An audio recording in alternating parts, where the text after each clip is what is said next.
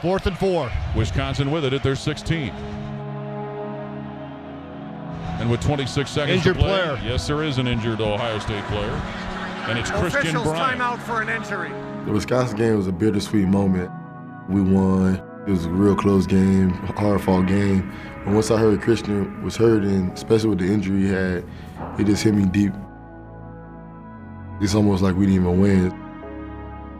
A player like Christian Bryant, a tough guy like that, when I looked out and I saw him on the ground, I mean, a player like that never stays on the ground unless something's wrong. We lost our captain, Christian Bryant, has a broken ankle. He's come so far, incredible leadership skills, and he's going to be even more valuable outside of football. And I love that guy. Doggone it. It's a hard part of the game, boy. The hardest part of coaching is dealing with injuries of especially the really invested guys.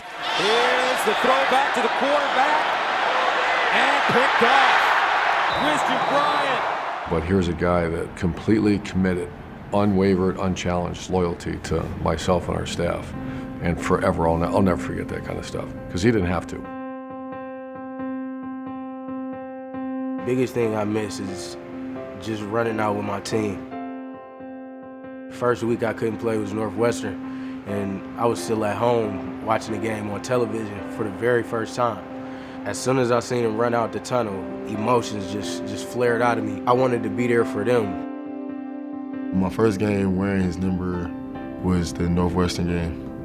I want everybody to know that his leadership's still out there on the field with us, that his presence still out there on the field with us. So when I make a play, they can know that Christian's out there and he's making plays still with us. Sharing a part of me with him, I think that speaks a lot for our team. We can go through a downfall at one instant, and then you just see somebody on the team and they just pick you right back up and we start rolling again. So it just means so much to me that somebody would want to wear my number for just remembering me on the field. He just said, just keep working hard, keep grinding, and just ball out in the number and represent me.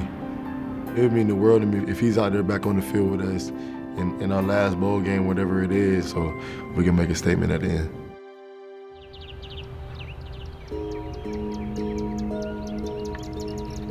I attended Fork Union Military Academy in Fork Union, Virginia. Fork Union was unique in a sense that, it was an all-boys school. We wore uniforms every day. We had to shine our shoes, shave our face, keep our hair cut. Each day was structured. We had class, and then we'd do military training. We called it drill. And then we had practice. Just the discipline aspect there definitely helped prepare me for college. It wasn't only my high school team there. We also had a postgraduate team. So, they put out 20 Division I players each year. So I usually worked out with those guys when I could. And I think that definitely helped me adjust to the speed of the next level. He was recruited by everybody. I know that Alabama recruited him and Miami recruited him and obviously Virginia. Penn State, I felt it was a great opportunity for me. Coach O'Brien coming in from the Patriots, bringing in that type of offense, I felt like I fit that very well.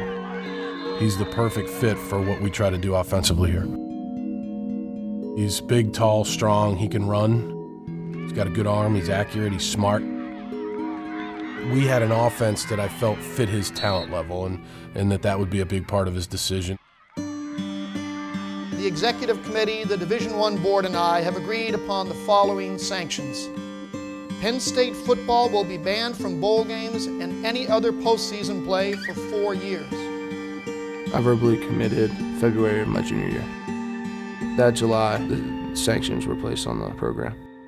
The most impressive thing about Coach O'Brien was how he communicated with you. He was honest with you throughout the entire process. The guy had many, many opportunities to go wherever he wanted to go and coach, but he decided to stick through it. So if you have his word, you really can't go back on yours, even if you wanted to, and I didn't want to. Signing day was wild. People talking about how I was gonna flip. To finally be able to put the pen to the paper, it was special. He was the #1 quarterback on our recruiting board from everything that you look for in a quarterback. We were extremely excited when he chose to come to Penn State.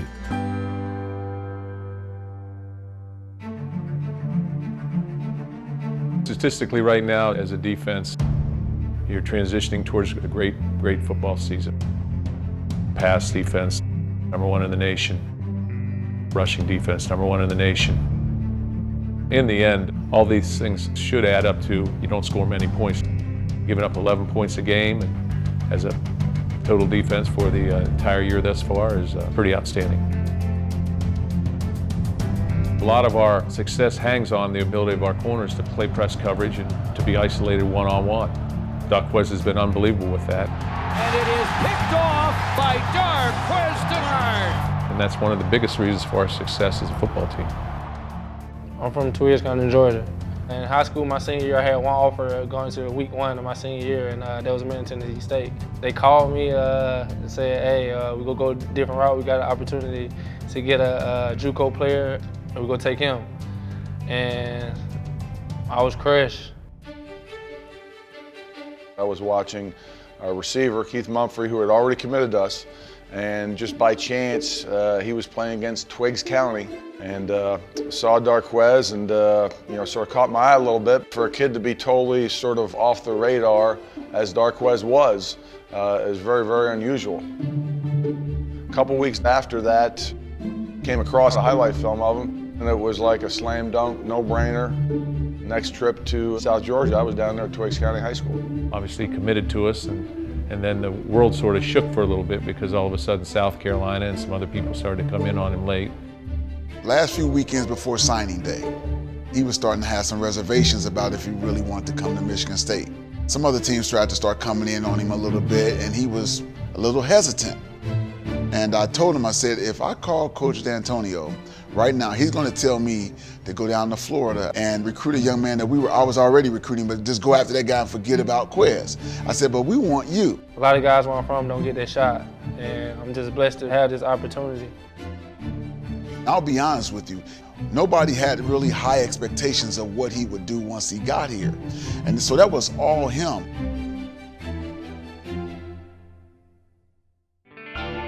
The Journey, Big Ten Football 2013 is presented by Best Buy.